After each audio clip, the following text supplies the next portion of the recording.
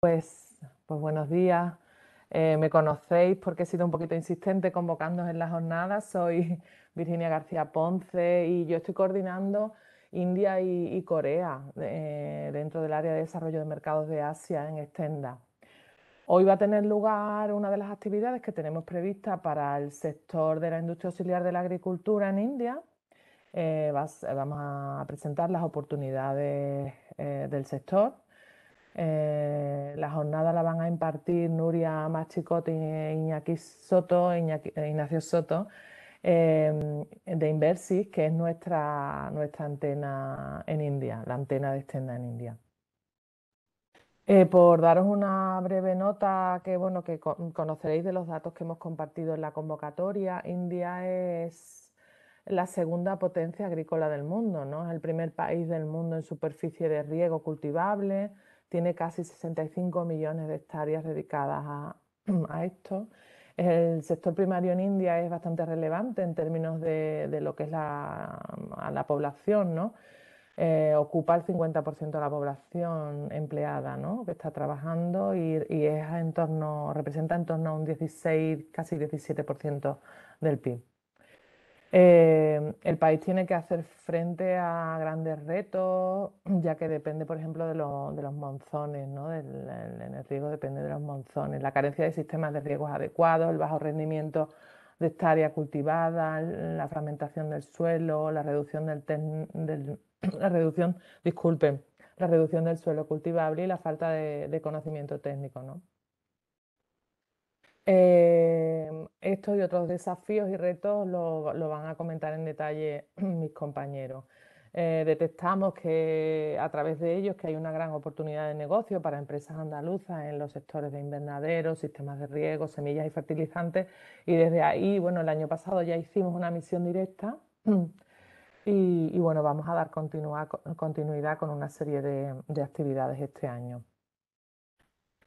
Como les decía, el seminario va a ser grabado, todo el material disponible de la sesión os lo voy a hacer llegar a través de correo electrónico. Vais a poder consultar en Stenda TV la grabación si después quisierais. Y una vez finalizado el seminario, algunos de ustedes ya nos habéis dicho que queréis mantener una reunión con los panelistas, ¿no? Bueno, eso sigue todavía abierto. Si a lo largo del día de hoy o en otro momento estuvieseis interesados en profundizar un poquito en las posibilidades de apoyo que os podemos dar desde la antena, solo tenéis que escribirme un correo electrónico y bueno, y cerraremos esa reunión, ¿vale? Pues yo por mi parte, nada, trasladar la palabra a mis compañeros y bueno, pues muchas gracias a todos de nuevo. Buenos días a todos. Muchas gracias, Virginia, por la introducción. Es un placer para nosotros poder presentar hoy las principales oportunidades de negocio en el sector de industria auxiliar de la agricultura en India. Vamos a proyectar nuestra presentación. Empezamos hablando de la población de India.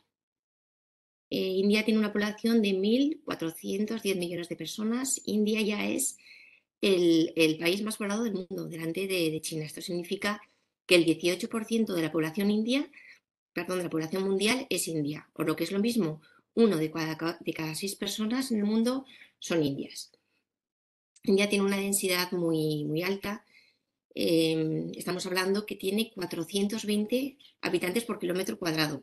Vamos a compararlo con España para que puedan pues realizar una pequeña comparativa. En España tenemos únicamente 92 habitantes por kilómetro cuadrado, con lo cual significa que India tiene 5 veces la densidad de España. La población en India es muy joven, es sumamente joven. Estamos hablando que la media de edad está en los 27 años, frente a los 42 años de España o incluso los 47 años de Japón. En cuanto a la ubicación, y ahí ven el mapa mundi, con línea coloreada en azul, India tiene una ubicación privilegiada. ¿Por qué decimos esto? Porque está ubicada en la zona Asia-Pacífico y en términos de población, esta zona representa las 2/3 partes de la población mundial. Pasamos. Hemos dicho que en estos momentos es el país más poblado del mundo, estamos hablando de 1.410 millones de personas, pero ¿cómo viven? Aproximadamente el 65% de la población india vive todavía en zonas rurales, donde se dedica principalmente a la agricultura, ¿vale? El tema que hoy vamos a desarrollar. Por lo tanto, el 35% restante vive en las ciudades. Este porcentaje no deja de crecer, ya que se calcula que 12 millones de personas migran todos los años de la zona rural a las ciudades. La población urbana es muy relevante en el PIB nacional, ya que representa el 60% del mismo. En cuanto a ciudades, pues destacan dos grandes ciudades, Delhi, la capital en el norte, y Mumbai en el oeste. Son dos grandes urbes de cerca de 30 y 22 millones de habitantes respectivamente. Además de estas dos grandes ciudades, tenemos por supuesto grandes ciudades que se denominan Tier 1. ¿Qué significa? Significa que tienen más de 7 millones de habitantes. Tenemos Calcuta en el norte, 15 millones de habitantes, Bangalore 13, Chennai 11, Hyderabad 10. Así hasta completar, pues en total hay 8 ciudades en India con más de 7 millones de habitantes. Pero no podemos olvidar que 17 de las 20 ciudades con mayor crecimiento, pero a nivel mundial, están también ubicadas en India. India además tiene más de 50 ciudades de más de 1 millón de habitantes. Pasamos. En cuanto a la demografía, es interesante también pues, volver a resaltar que India tiene una población sumamente joven. Las 2/3 partes de la población tienen menos de 35 años. India también tiene una esperanza de vida, ahí lo ven, de 67 años. En España tenemos alrededor de los 83 años. La población masculina es superior a la femenina, estaríamos hablando de un 52% de población masculina. Pasamos. En cuanto a la sociedad, ¿cómo es la sociedad india? Unas pequeñas pinceladas. En la actualidad India es la tercera economía más grande del mundo, ojo, en términos de paridad de compra, pero está experimentando un crecimiento constante de la clase media, que para nosotros este hecho y este dato es muy interesante. En el 2018, esta clase media alta, estamos hablando de unos ingresos de hasta $40.000 al año, representaban únicamente un 21% del total, aproximadamente 65 millones de hogares. En el 2030, en cambio, se espera que esta clase media llegue hasta un 44% del total, es decir, que alcance los 168 millones de hogares. En el gráfico de la derecha pueden ver la evolución de la estructura piramidal de los hogares indios respecto al poder de compra que estamos comentando. En el 2030 se aprecia un interesante incremento del segmento compuesto por esa clase media alta que está colorada en color azul oscuro. Ahora voy a pasar o cedo la palabra a mi compañero Iñaki, que va a comentar la situación económica en India. Muchas gracias, Nuria. Bueno, sí, sobre todo vamos a dar un poquito de contexto con respecto a la situación económica y a las perspectivas de crecimiento que tiene India en el futuro. Un poco Nuria también ya ha explicado, ¿no?, el crecimiento de la clase media, etc. Todo esto tiene unas implicaciones muy claras en el sector que estamos hablando y en otros muchos, ¿no? Así que vamos a seguir contextualizando un poquito. En cuanto al crecimiento económico, este año ha venido India a cosechar, digamos, un gran éxito emocional con respecto a su antigua colonia, ¿no?, a su antiguo colonizador, mejor dicho, que es el Reino Unido, que en este caso ha supuesto que en el verano pasado India sobrepasara como quinta potencia mundial al Reino Unido y se ubique ya casi al mismo nivel que Japón y Alemania, ¿no?, con quien se estima que en tan solo un par de años les va a superar y se va a quedar tan solo en cuanto a potencia económica tras tras Estados Unidos y tras China, ¿no?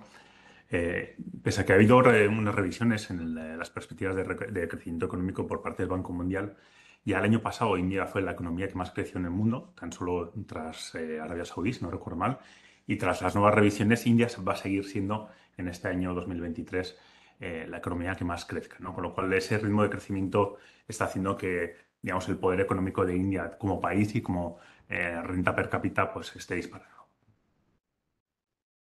India, aparte del gran mercado doméstico, como bien ha explicado Nuria, está muy bien ubicado y cada vez más se está convirtiendo en un foco en un destino de inversión. India ya en los últimos años está creciendo, y ahí tienen en las burbujas del mapa ese ritmo de crecimiento de la inversión extranjera, ¿no? Aunque se sitúe todavía por debajo de otras economías, el ritmo de crecimiento es sin duda alguna el mayor de todas las economías de su entorno, por las que puede competir, como puede ser China o Singapur, etcétera, etcétera, ¿no? India es un mercado doméstico importantísimo, pero a la vez tiene unos potentes acuerdos comerciales con muchísimos países de su entorno, ¿no? Sobre todo con toda la zona SAARC, toda la zona de Asia-Pacífico y ahora más con otros países con los que está intentando firmar acuerdos comerciales relevantes, ¿no? India hasta ahora había tenido acuerdos comerciales con países, digamos, de segundo orden. De su entorno sí, pero igual no tan relevantes y además no tan profundos los acuerdos. O sea, sí que ha proliferado en el pasado distintos acuerdos con la zona SAARC o con Mercosur, etcétera, pero no eran acuerdos de libre comercio, sino que eran acuerdos preferenciales, es decir, un descuento sobre la tarifa aplicada en otros países. Esto está cambiando y en los últimos 2 años India se lanzaba a la carrera de firmar acuerdos comerciales con países G20, ¿no? De hecho, India ahora mismo está en la presidencia del G20 y está intentando hacer que este año de presidencia suya pues, sea muy relevante para poner a India en el mapa, ¿no? Y ha firmado un acuerdo importantísimo con Australia, eh, un país muy relevante en cuanto a insumos agrícolas, por ejemplo, o en cuanto a bienes de consumo. Está cerca de firmar con el Reino Unido, si bien el hecho, curiosamente, de que haya habido un cambio de gobierno y de que el nuevo presidente o primer ministro británico sea de origen indio, lejos de ser favorable para este acuerdo, más bien parece que está poniendo un freno a la firma de este acuerdo. Está en negociaciones con la Unión Europea para firmar un acuerdo de libre comercio muy ambicioso, porque la Unión Europea solo los firma así, no quiere entrar en pequeños acuerdos, sino que si se firma con un alcance muy, muy ambicioso, no solamente en cuanto a bienes de consumo, sino también con alcance social, etcétera, etcétera. Y ya veremos por dónde van las cosas. De momento, pues las negociaciones están en marcha, cosa que llevan 9 años paralizadas, lo cual ya vamos a considerar que es una buena noticia. Estados Unidos también, India quiere firmar con Estados Unidos, pero Estados Unidos no está receptivo al acuerdo. India, aparte de todos estos acuerdos que están haciendo que sea un país muy interesante para invertir, lo que está intentando es poner una alfombra roja, ¿no? para los inversores. Una alfombra roja y también un embudo, luego lo explicaré. India está haciendo que se simplifiquen todos los procedimientos que históricamente han hecho que sea complicado invertir en el país, la burocracia, la repatriación de beneficios, la alta fiscalidad o la compleja fiscalidad, pues todo eso se está simplificando de una forma brutal. Se ha introducido un nuevo régimen fiscal muy parecido a nuestro IVA, el impuesto de sociedades ha bajado sensiblemente y ahora es el más favorable de todos los países del entorno. Hay acuerdos de libre comercio, con España también existe un acuerdo de libre comercio, etc. India en ese sentido se está convirtiendo en un país relativamente atractivo para invertir. Pero a la vez, el gobierno indio lo que está intentando es favorecer o forzar casi, si se me permite la expresión, a que sea obligatorio que para las empresas que quieran hacer negocios en India tengas que ir a India. El programa Atmanirbhar Bharat, que se publicó en el año 2020, viene a poder traducirse más o menos como India autosuficiente, ¿no? Lo que está haciendo es intentar mejorar la infraestructura y la situación económica del país, digamos, poniendo las bases para que la economía del país o la industria del país sea cada día más eficiente, pero a la vez pone barreras para los que quieran hacer comercio o quieran exportar desde el extranjero, ¿no? Viene a mandar un mensaje muy claro que si quieres hacer negocios a India, vente a India. La nueva situación geoestratégica está dando una oportunidad a India probablemente histórica, ¿no? No tan solo el tema del coronavirus crea una gran incertidumbre con respecto a China, sino también la nueva situación geoestratégica derivada de la guerra de Ucrania está haciendo que, digamos, el nuevo orden mundial esté, digamos, reordenándose, ¿no? India está intentando jugar a mantenerse, ellos llaman sentado en la barrera, ¿no? Intentando llevarse bien con todo el mundo sin tener un partido muy claro por ninguno de los dos frentes, intentando, obviamente, pues intentar conseguir un peso específico que le permita hacer negocios con ambos bloques, si fuera así, ¿no? Obviamente, para poder ser una alternativa viable a China como gran fábrica del mundo, pues India todavía tiene que afrontar una serie de retos, ¿no? Sobre todo tiene que ser fiable, entre otras cosas. Competitiva lo es, porque ya sabemos que el coste de mano de obra, incluso la materia prima está bastante disponible. India es un país con riqueza en materias primas. En ese sentido sí que es económicamente competitivo, pero todavía le falta un plus para poder ser fiable en cuanto a suministros y en cuanto a la calidad de los productos. Y ahora, de nuevo, doy paso a Nuria para que ya entremos en materia. Gracias, Iñaki. Nos vamos a centrar ya en la industria auxiliar de la agricultura. El sector agroalimentario en India tiene muchísima relevancia. Les vamos a dar 3 datos únicamente para que lo entiendan. India es el segundo mayor productor mundial de productos agroalimentarios. Y además, casi la mitad de la población, el 49% de la población total, se dedica a la agricultura. Creo que este dato ya también Virginia lo adelantaba en la presentación. Y por lo tanto, este sector va a representar el 16% del PIB nacional indio. Si lo comparamos con otras economías desarrolladas, como puede ser la europea, vemos que hay una gran diferencia. Se observa que el sector agroalimentario indio ocupa un mayor porcentaje de población, hemos dicho que el 49%, frente, por ejemplo, el 3,9% europeo, y contribuye también un mayor porcentaje al PIB. Si lo comparamos, estamos hablando del 16% de PIB indio frente únicamente al 1,4% europeo. Pasamos. India es un gran productor. Es líder mundial en ganado bovino y producción láctea. También es líder mundial en producción de especias y de condimentos. Además, también es potencia mundial en pescados y mariscos, que ocupa la segunda posición a nivel mundial. Es el segundo país de mayor área cultivable del mundo. Estamos hablando que el 48% de la superficie cultivada en estos momentos en India es área de regadío. La agricultura en India se caracteriza por un reducido tamaño de las fincas. Este dato también es muy diferente y si lo comparamos sobre todo lo comparamos con otras economías y otros países. En India hay 16 millones de fincas, pero el tamaño medio es únicamente 1,4 hectáreas.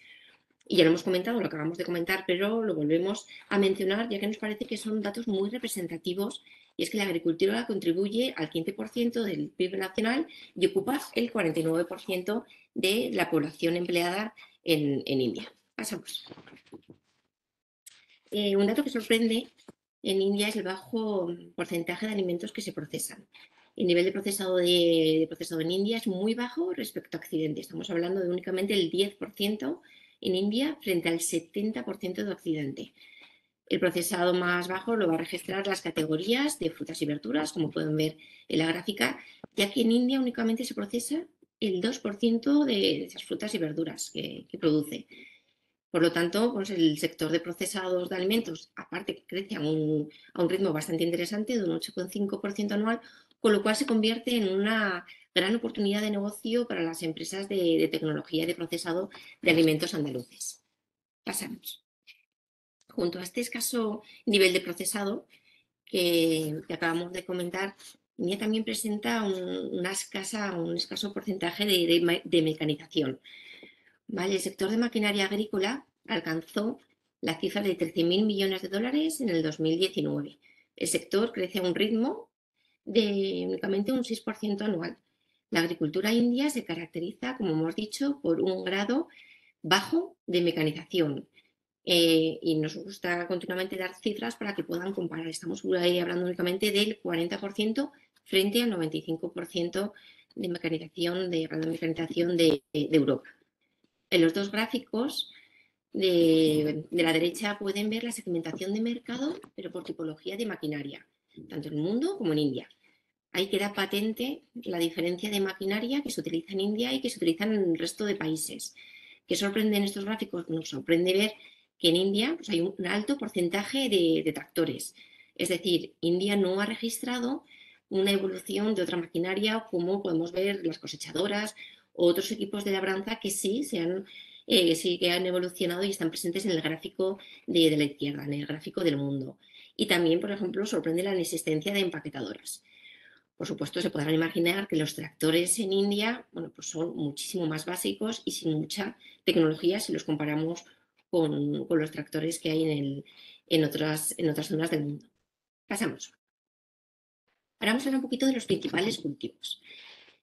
Antes de pasar a los principales cultivos, 2 pinceladas de la climatología en India. India ya hemos dicho que tiene una posición geográfica privilegiada. Y es que India ofrece unas condiciones inmejorables para el desarrollo de la agricultura. En estos momentos hay 20 regiones agroclimáticas y los 15 climas principales existentes en el mundo se pueden encontrar en India. Además de la riqueza natural y esa variedad del suelo agrario, podemos decir que este suelo agrario es excelente. Se puede encontrar en el país, en India, 45 de los 50 tipos de suelo registrados en todo el mundo, con lo cual la diversidad es increíble. En cuanto a meteorología, vamos a diferenciar dos estaciones, la estación Kharif, que podríamos llamarla la de verano, que va desde los meses de abril a septiembre y corresponde a la temporada de monzón, es decir, abundantes precipitaciones, con lo cual principalmente se va a cultivar el arroz en esta estación. La otra estación, que es la estación Rabi, es nuestro invierno, comienza en octubre y finalizaría en marzo. Es la época del año donde hay menos precipitaciones y por lo tanto pasaríamos del cultivo del arroz al cultivo, priorizamos el cultivo del trigo. En el mapa que están viendo pueden ver los principales cultivos en India. En estos momentos hay 28 estados, digo que hay porque es un país federal en el cual hay 28 estados y 9 territorios de la Unión, pero hay veces que cada X años, sí que es verdad, como pueden ver, los estados son enormes territorialmente hablando, con lo cual a veces hay divisiones. Como habrán apreciado, todos los estados son grandes productores, tanto de frutas como de verduras. Queremos que la sala hoy, participando en la jornada, hay varias empresas que trabajan con flores, con cultivos de flores, con lo cual ahí lo único a resaltar que en estos momentos se pueden ver que hay 5 estados en los cuales uno de los cultivos principales para ellos va a ser el cultivo de flores. Estamos hablando de Maharashtra en el oeste, Karnataka en el suroeste, Tamil Nadu, en el norte, Sikkim y Uttarakhand. Pasamos.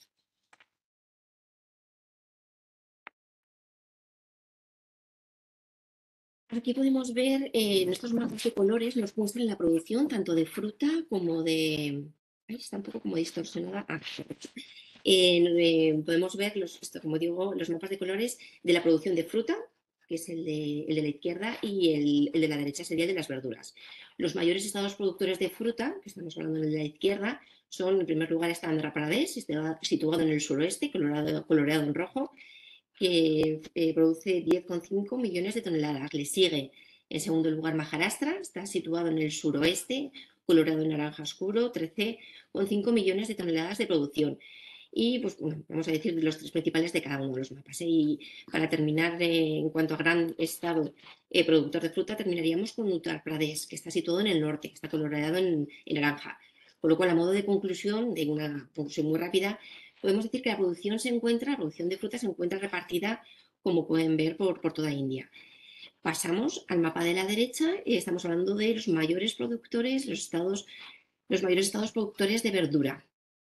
Los mayores estaríamos hablando en primer lugar Uttar Pradesh, están colorados en verde oscuro, ahí lo pueden ver, seguido de West Bengal, y terminaríamos con el estado central de Madhya Pradesh. Pasamos. En cuanto al gráfico central de este slide, lo que hace es recoger las principales áreas de cultivo en India. Los cultivos que ocupan más extensión son el arroz, el trigo y otros cereales. Si contamos los 3, estamos hablando de más del 50% del área de cultivo. Solo el arroz representa un 24%. Aunque parte de la producción está dedicada a satisfacer el consumo interno local, hemos hablado que es un país superpoblado, India también cuenta con un pequeño excedente productivo que lo dedica a la exportación. Las exportaciones indias agrarias representan únicamente el 2% mundial.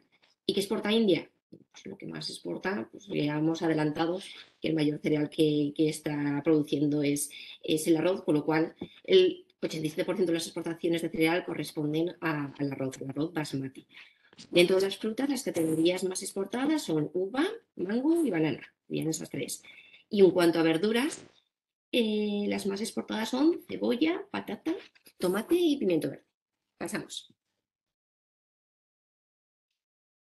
Ahora vamos a centrarnos en uno de los subsectores de hoy, que vamos a comentar los fertilizantes. el sector, se trata de un sector con un importante crecimiento anual. Estamos hablando ya de un crecimiento de 2 dígitos, se acerca al 12% de crecimiento anual. En el 2020, el sector registró una cifra de negocio de 11.910 millones de dólares.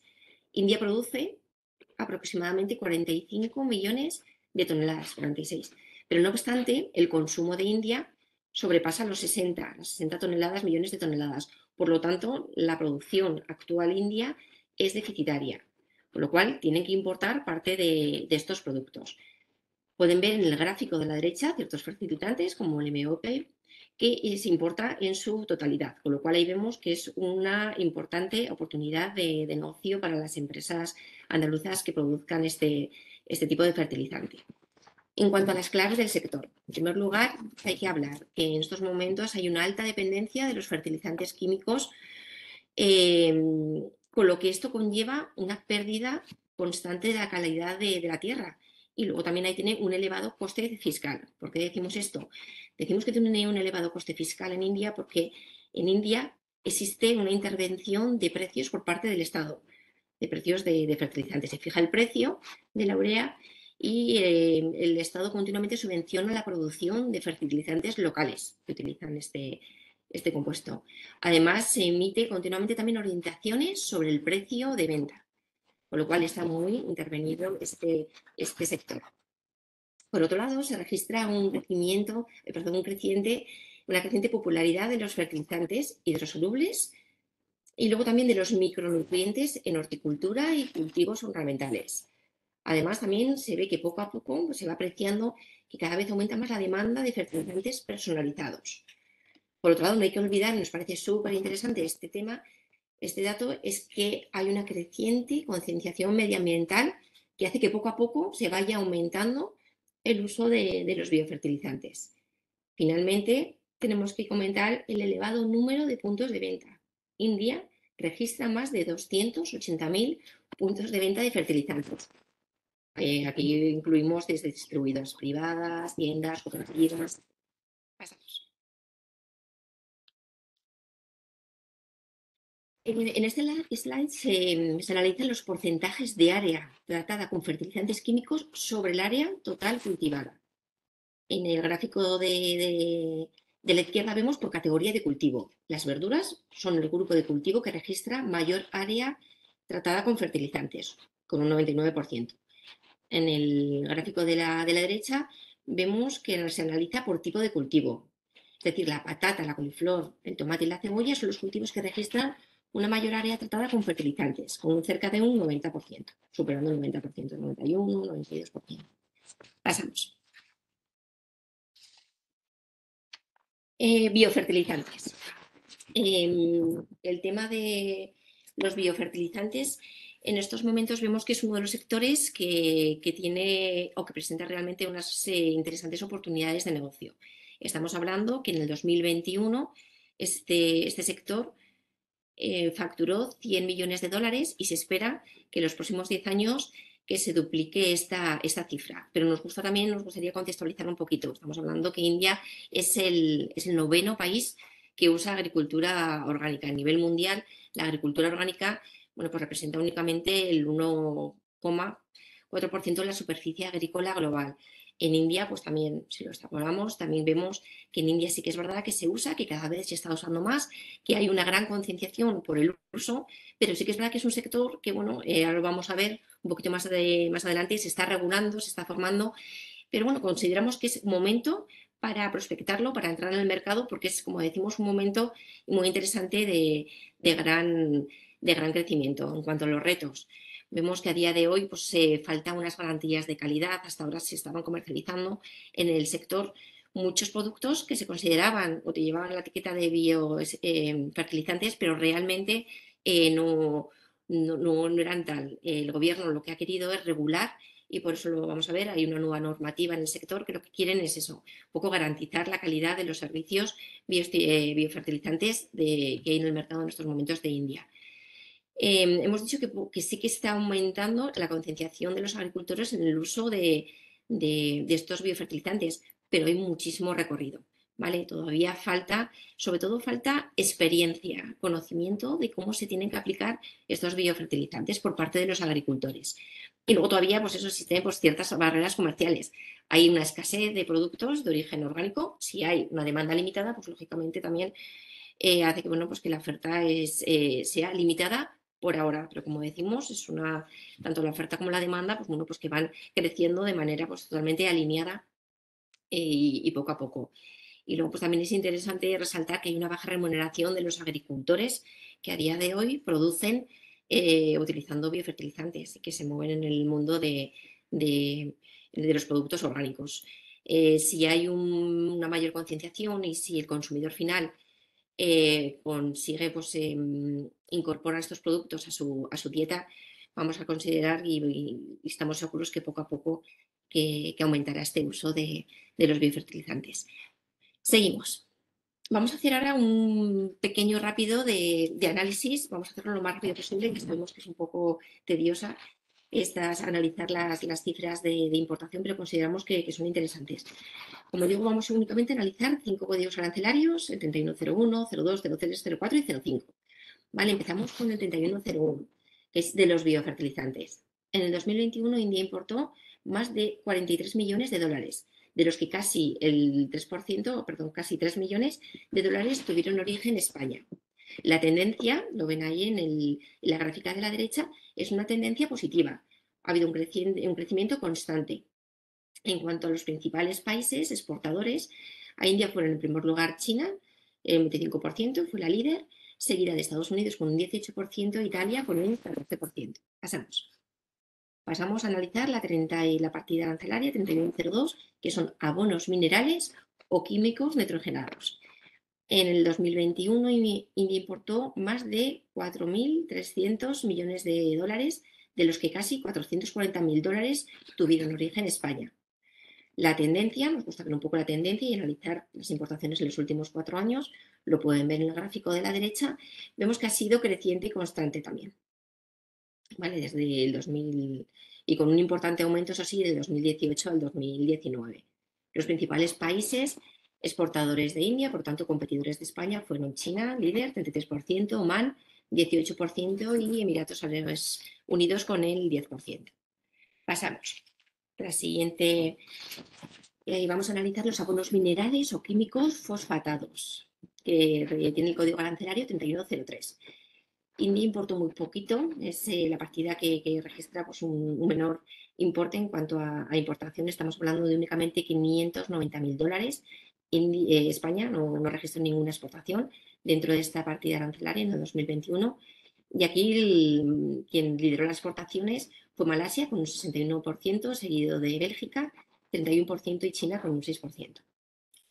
Seguimos. Ahora vamos a analizar los abonos minerales y químicos potásicos, que es el 3104. India en el 2021 importó casi 930 millones de dólares, de los cuales 320.000 dólares tuvieron origen en España. Aparte, India importó principalmente de Bielorrusia un 33%, Canadá 22% y Jordania 14%. La tendencia, lo vamos a ver en la derecha, de las importaciones de los últimos 4 años de India ha sido decreciente. Ha sido la única partida que ha registrado datos decrecientes. Y ya finalmente, pues pasamos a analizar la de abonos minerales o químicos de 2 o 3 de los elementos fertilizantes, nitrógeno, fósforo y potasio. Estamos hablando de la 3105, es la última partida arancelaria que vamos a analizar. En el 2020 India importó casi 3.800 millones de dólares, de los cuales 4,3 millones de dólares tuvieron origen en España. Además, India importó de China y Arabia Saudita 32% y de Marruecos un 19%. La tendencia de las importaciones, ahí lo vemos, también sufrió un descenso en los años 2018 y 2019, pero las buenas noticias es que ya se han recuperado en el 2020. Vale, pasamos y vamos a terminar este apartado de fertilizantes con el tema de las regulaciones. Los fertilizantes están regulados en India por la Orden de Control de Fertilizantes, la FCO de 1985. Esta ley regula y especifica qué sustancias pues, pueden utilizarse como fertilizantes en el suelo. Importantísimo, únicamente las empresas establecidas en India pueden registrar los fertilizantes. Es decir, la empresa española necesita bien un importador, un distribuidor que realice el registro, o bien puede optar también por implantarse y tener y abrir una filial en el país. Por lo tanto, la correcta selección del importador indio, en este caso, en estos productos, es crítica. El importador es el representante de la empresa exportadora ante el gobierno indio y el importador va a ser el titular del registro.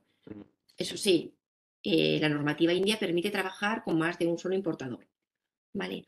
En cuanto a los biofertilizantes, no hay novedades. Hay novedades porque hubo una notificación a esta ley, a esta FCO, con fecha 31 de febrero del 2021, en la cual pues, se empiezan a regular los biofertilizantes. Ya lo adelantaba antes, era un sector nuevo que estaba pues, muy, en principio, bastante poco pues, regulado, más bien poco regulado, no estaba regulado y se estaban observando ciertas deficiencias. Con lo cual, ya en febrero del 2021, el gobierno indio, a través de esta normativa, lo que quiere es establecer pues unas normativas, unas normas para regularlo. Como todos los procesos de implantación de una normativa, pues los primeros meses son quizás un poco caóticos, permítame que utilice esta expresión, pero bueno, estamos viendo como poco a poco el gobierno va dando ciertas aclaraciones y va dando ciertas indicaciones, con lo cual entendemos que dentro de unos meses podremos ya darles exactamente qué plazos son necesarios para registrar los biofertilizantes en India y también qué precios. En estos momentos todavía estamos en procesos de regulación. Pasamos. En cuanto una vez registrado el producto y si quieren saber el proceso de importación, bueno, pues el proceso de importación es sencillo, es ágil y se asemeja a una mercancía general, por así decirlo. Y hasta aquí los fertilizantes. Te doy la palabra a mi compañero Iñaki, que va a hablar de sistemas de riegos y de invernaderos. Muy bien, Nuria, muchas gracias. Pues sí, vamos a cambiar un poco de tema desde los fertilizantes a un poco más a un producto novedoso, por así decirlo, en India. Novedoso en el sentido de que hasta hace relativamente pocos antes se utilizaba para determinados productos, como eran las flores, por ejemplo, pero que cada vez más se está extendiendo y está creciendo de una forma enorme, ¿no? Esos 30.000 hectáreas de invernaderos que existen a día de hoy en India, hace una década eran 3.000. El ritmo de crecimiento es impresionante, ¿no? India se está dando cuenta que la adopción de tecnología en el cultivo mejora el rendimiento, la rentabilidad de forma exponencial, ¿no? El principal hándicap que tiene India, y por eso hemos hablado anteriormente del tema económico, es la capacidad económica de los propios agricultores, ¿no? Tanto Virginia en la introducción como Nuria ya les han explicado que prácticamente la mitad de la población india trabaja en agricultura, pero trabaja en una agricultura de subsistencia, ¿no? Por eso la propiedad es tan pequeñita y los rendimientos son tan pequeñitos. Con lo cual, en general, esa población que vive un poco menos que para comer, pues tiene una capacidad de inversión muy escasa, ¿no? Y este es el principal hándicap de la adopción de los invernaderos como técnica de cultivo, que requiere una inversión inicial muy importante. El gobierno está siendo consciente de este tema y lo que está haciendo es subvencionar de forma súper importante la adopción de tecnología. Subvencionar y dar acceso al crédito, que también es un tema que en India es un obstáculo muy importante. En India los préstamos son complicados de conseguir, muy complicados de conseguir y son muy caros, con lo cual quedan fuera del alcance de un agricultor ordinario, por así decirlo, porque no tiene propiedades que garanticen ese préstamo y tampoco tiene la capacidad, digamos, de rentabilizar para devolver ese préstamo. Con lo cual, conforme haya más y más agricultores que vayan dando ese paso, vayan avanzando económicamente, van a, sin duda alguna, este va a ser un área donde el crecimiento del sector va a ser impresionante. Y hay varios datos que son muy evidentes a este respecto. India está firmando acuerdos de adopción de tecnología en este área, en el área del cultivo de los invernaderos, con prácticamente los países más punteros en cuanto a tecnología agroalimentaria, ¿no? Como puede ser Israel, Bélgica, Holanda, ¿no? Todos ellos están enfocándose en acuerdos de transferencia tecnológica, en acuerdos de desarrollo de centros tecnológicos, etcétera, para hacer que este área sea sin duda alguna uno de los pilares fundamentales para la mejora del sistema de cultivo en India.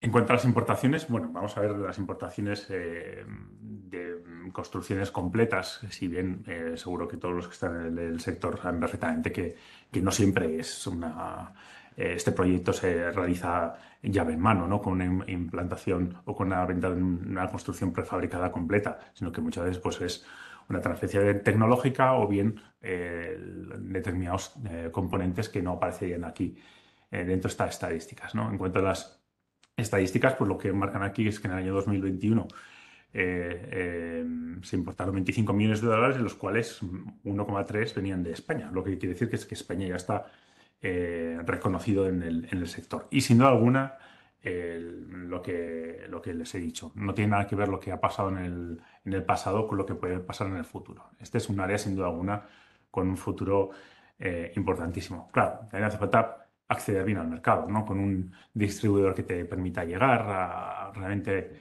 al cliente final, que sin duda alguna tengas una tecnología que puedas demostrar que se rentabiliza, etcétera, etcétera. Y luego, pues que el coste, sin duda alguna, de esos productos, pues esté al alcance de lo que se puede permitir un bolsillo indio. En cuanto a sistemas de riego, pues este es un tema hipersensible en India. India, si bien es un país fértil y es un país con abundante agua, malgasta el agua de una forma exagerada. Es un tema muy sensible en cuanto a su manejo y a su gestión, por así decirlo, ¿no?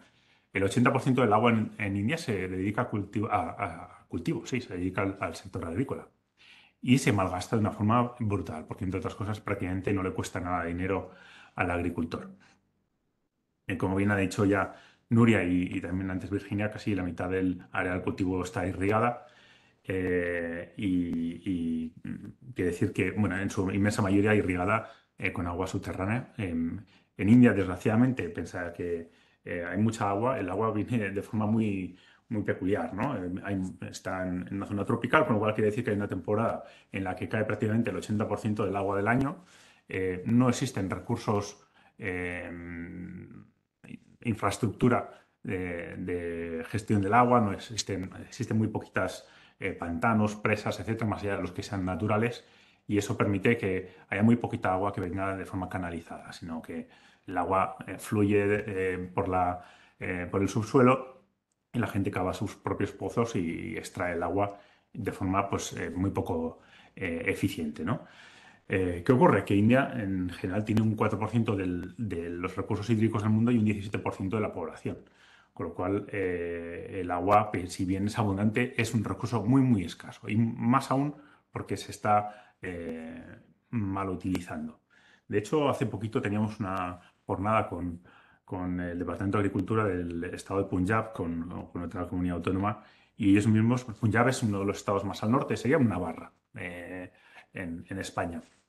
Unos estados más al norte, en las faldas del Himalaya, y nos decía que se están secando los pozos, se están secando en todas las fuentes de riego. Si bien es supuestamente uno de los estados más benignos en cuanto a climatología, al estar muy al norte y con mucha agua y con inviernos muy fríos, se están quedando sin agua, ¿no? En cuanto a la disponibilidad de los recursos hídricos, ahí lo decimos. En el año 2019 eran 1.450 metros cúbicos y en el año 2050 se va a reducir un 30%. Los retos, por lo que acabamos de decir, ¿no?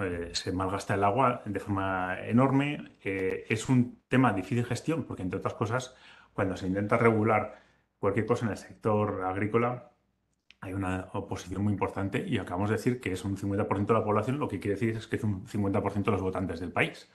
Con lo cual, nadie quiere hacer nada que moleste, digamos, a los agricultores. De hecho, cuando ha ocurrido, pues ha habido enormes protestas y muchas veces se ha tenido que echar atrás, digamos, el gobierno que quiera regular o que quiere restringir o que quiere poner, por ejemplo, ahora mismo ha habido una gran polémica porque el gobierno quería eliminar, digamos, eh, los mercados regulados. Ahora mismo todos los productos agrícolas se tienen que vender a través de una especie de mercado regulado y querían permitir que las empresas privadas accedieran directamente a los agricultores, ¿no? Y ahí eso ha generado una grandísima polémica en el país. ¿Qué más retos? Pues sin duda alguna la adquisición de tecnología que permita un uso más eficiente, ¿no? Y en eso, al igual que en los invernaderos, el gobierno está subsidiando de forma muy, muy importante, porque entre otras cosas, si no se van a quedar sin recursos, ¿no? Y la adquisición de tecnología, no solamente de tecnología que permita gestionar el riego, sino también, pues eso, saber cuándo hace falta regar de forma más eficiente y no malgastar ese agua. En cuanto a las estadísticas, pues un poquito vamos a ir también rápido, como ha hecho Nuria. Aquí tenemos varias partidas estadísticas de distinta naturaleza, tanto los aspersores o válvulas de control de río, los tubos de plástico, tubos de aluminio, etcétera, etcétera. Y ahí tienen un poco las estadísticas, tampoco vamos a entrar en profundidad, pero sí que lo que quiero es que vean que Estados Unidos, por ejemplo, es uno de los principales exportadores del mundo y aparecen países que perfectamente pueden ser análogos a nosotros, como puede ser Países Bajos o Alemania. Pues lo mismo, aquí ya pasamos a las tuberías de aluminio y a las bombas de agua, lo mismo, Alemania, Estados Unidos, Japón, etc. China siempre, China siempre porque prácticamente está en todos los países, en todas las estadísticas del país, ¿no? Es un país vecino, muy competitivo y que sin duda alguna pues tiene una entrada prácticamente en todos los países, en todos los productos de consumo. En cuanto al acceso al mercado, y ya vamos terminando, pues los aranceles que se están pagando dentro de lo que cabe son unos aranceles relativamente bajos. Lo digo así porque India es un país netamente proteccionista, ¿no? Y cuando quiere proteger el acceso al mercado de un producto, pues hay aranceles del 100, del 150%, del 40%, del 50%, etc. Por ejemplo, pues yo qué sé, el aceite de oliva para un 45% o el vino un 150%, para que sirva de su referencia, ¿no? Aquí estamos hablando del orden de un 5% a un 10% de aranceles, con lo cual pues, relativamente son bajos. Y en cuanto a las oportunidades de negocio, pues un poco recopilamos, ¿no? las cosas que hemos dicho y ya doy paso a mi compañera Nuria. Una grandísima extensión con muy poquita productividad muy, muy mejorable. Hay sistemas de cultivo muy tradicionales con poca rotación de cultivo, con uso ineficiente de pesticidas, de fertilizantes, se malgasta el agua. No hay, como bien ha dicho Nuria, se procesa muy poquito producto, con lo cual se malgasta muchísimo, etcétera, etcétera. Se usa de forma inadecuada tanto la tierra como los recursos. Se depende muchísimo del monzón, como bien he dicho, y ese monzón que, como bien estamos viendo aquí, el clima está cambiando de forma exagerada, pues en estos países todavía más, ¿no? De repente el monzón que se espera como una bendición, hay años en los que no cae nada o bien es exageradamente brutal y se inunda todo, ¿no? Eh, Sin duda alguna, el tamaño de la propiedad agrícola es un factor muy determinante para la adquisición, por ejemplo, de maquinaria. Si tienes un terrenito, pues no vas a comprar una cosechadora, obviamente, ¿no? Y es muy difícil para estos pequeños agricultores con capacidad económica limitada, pues acceder a tecnología por su capacidad económica, ¿no? Y sin más, vuelvo ya a dar paso a Nuria para terminar la presentación. Gracias, Iñaki. Vale, pues vamos a terminar hablando de las ferias. Hemos seleccionado cuatro ferias que están ya consolidadas. Dos tienen lugar en Bangalore, otra tiene lugar en Gujarat y otra tiene en Coimbatore. Y bueno, nos gustaría lo único pues centrar hoy el análisis en la primera, en Agritech 2023. Es una feria que estaríamos hablando de la 14ª edición y que tendrá lugar en Bangalore, y que Stendhal la ha clasificado y la ha identificado como una feria de oportunidad para las empresas andaluzas, y vamos a organizar una visita a esta feria. Pasamos a la siguiente slide y entonces hago un pequeño link. Y a modo ya de resumen, sí que es verdad que Virginia lo ha comentado en la introducción y ya ha adelantado que va a haber distintas acciones de promoción para el sector y para la industria auxiliar de la agricultura en India. Vamos a empezar este año con una misión inversa que tendrá lugar del 9 al 11 de mayo. Tendrá lugar, la ubicación es Almería, y estamos hablando también de una acción que está muy consolidada y en la cual, en el marco de esta acción, lo que se recibe es una delegación muy interesante de importadores que proceden de distintos países. Está confirmado que un importador indio va a participar, viajará a Almería y visitará las empresas andaluzas que participan en la acción.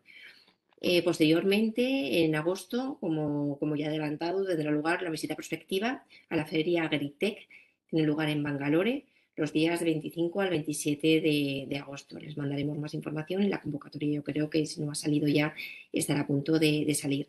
Estamos a su disposición para comentar cualquier duda o cualquier característica de esta acción.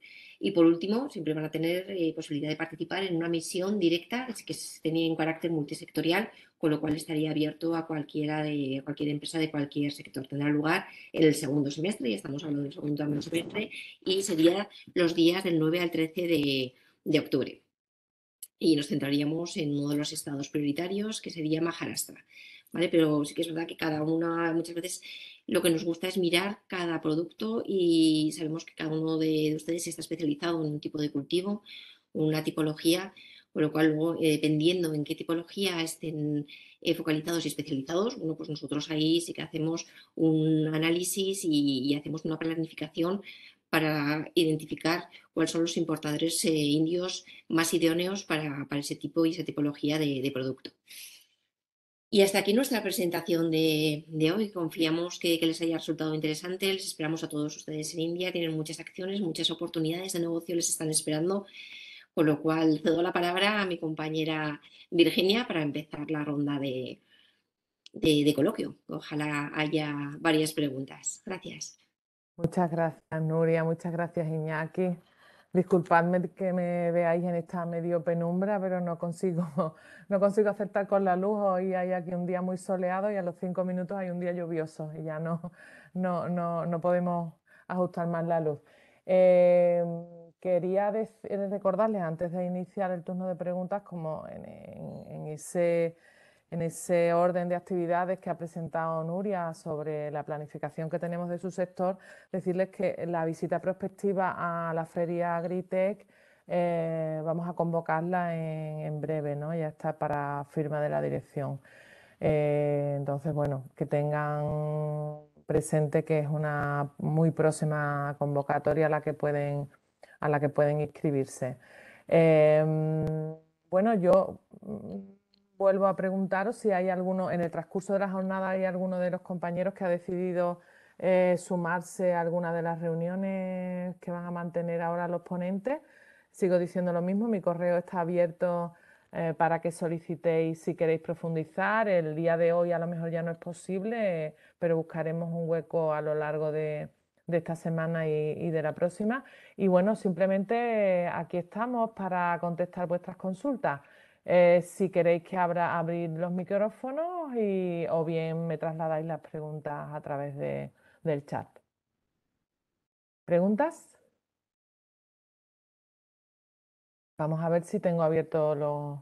Vamos a ver, Soraya nos está trasladando alguna pregunta. Un segundito, voy a ver si puedo darte paso para que nos traslades la pregunta con voz. Bueno, de momento.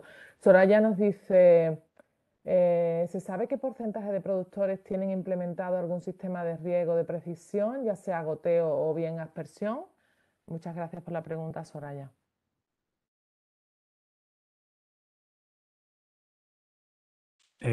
Bueno, contesto yo.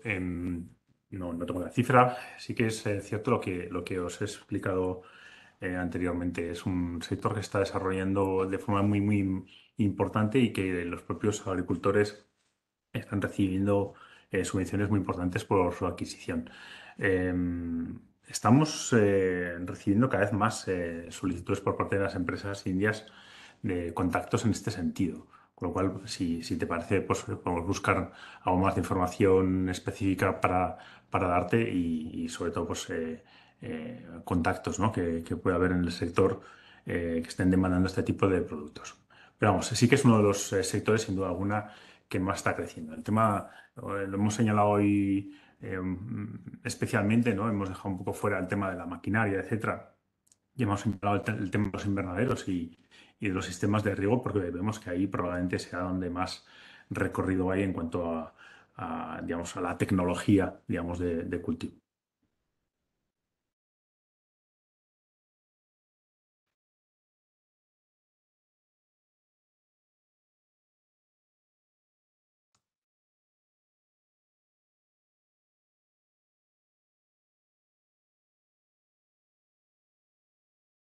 Virginia, no te oímos. Oye, pues no te oigo. ¿Ahora? ¿Ahora sí? Ahora sí. Disculpa. Ahora sí. Intentando activar el micrófono de los asistentes, creo que me he silenciado yo. Nos traslada una pregunta Miguel Ayuso de MSC. Nos dice que se ha mencionado que el gobierno da ayudas a la hora de tecnificar los cultivos. ¿Hay acciones directas para los invernaderos? ¿Tenéis algún contacto que nos pueda ayudar a contactar con agricultores que reciban las ayudas? Eh, ¿Tienes algún contacto que nos pueda ayudar a contactar con Que agricultores que nos pueda reciben ayuda? ayudar a contactar con agricultores que reciban las ayudas. Bueno, a ver, las ayudas se reciben cuando tienes un proyecto, ¿no? O Mm. sea, en general, en el sector de procesado de alimentos, en este tipo de sectores también de agrícolas, tú lo que haces es presentar un proyecto para la aprobación con un presupuesto. El ministerio te concede, te sanciona un determinado importe de ayudas y entonces tú lo ejecutas. Si le interesa, podemos buscar un poquito más de información de cuál es el procedimiento para conseguir esta ayuda por parte de los agricultores o incluso ponerle en contacto con el Ministerio de Agricultura indio o con los organismos que gestionen este tipo de ayudas si le interesa en un área determinada o en un estado determinado. Normalmente estas ayudas son de carácter nacional. Ujú, Pero bueno, podemos encontrar algo más de información. En cuanto a poner en contacto con agricultores específicos que reciben las ayudas, pues es más complicado, pero ujú. bueno, se puede investigar. Yo aquí lo Pues único, aquí, un pequeño apunte, ujú, perdón, Virginia, no sé sí, si vas a comentar algo, nada, pero bueno, nada. nosotros sí que es verdad que a través de los servicios de Extenda sí que podemos ayudarte a identificar pues, potenciales importadores, potenciales prescriptores o potenciales contactos que acceden a este tipo de contactos en el mercado como pueden ser los agricultores. Con lo cual, si quieres, podemos analizar un poquito más exactamente qué tipo de cultivos, de qué cultivos estamos hablando y podemos avanzar un poquito más. Te podemos decir qué tipos de servicios te podemos ofrecer.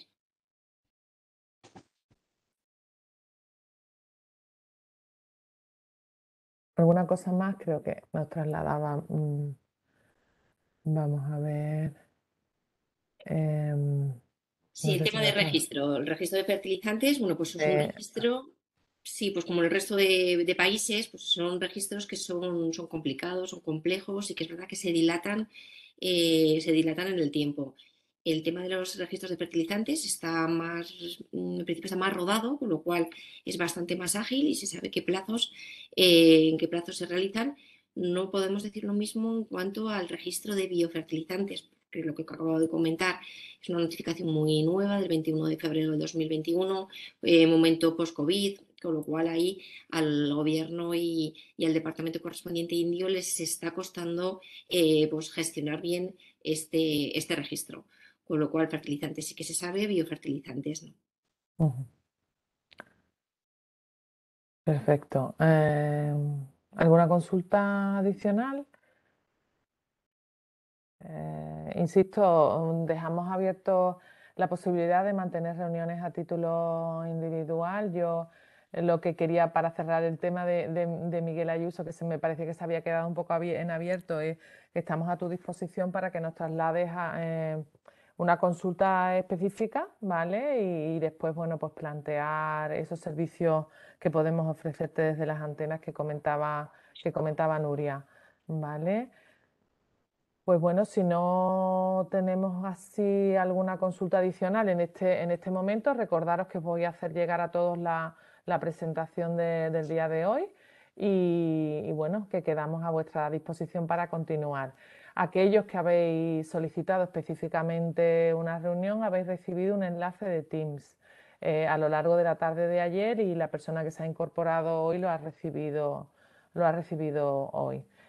Vamos a iniciar esas reuniones a las 11:30. Simplemente tenéis que clicar el enlace aceptando la reunión y seguimos.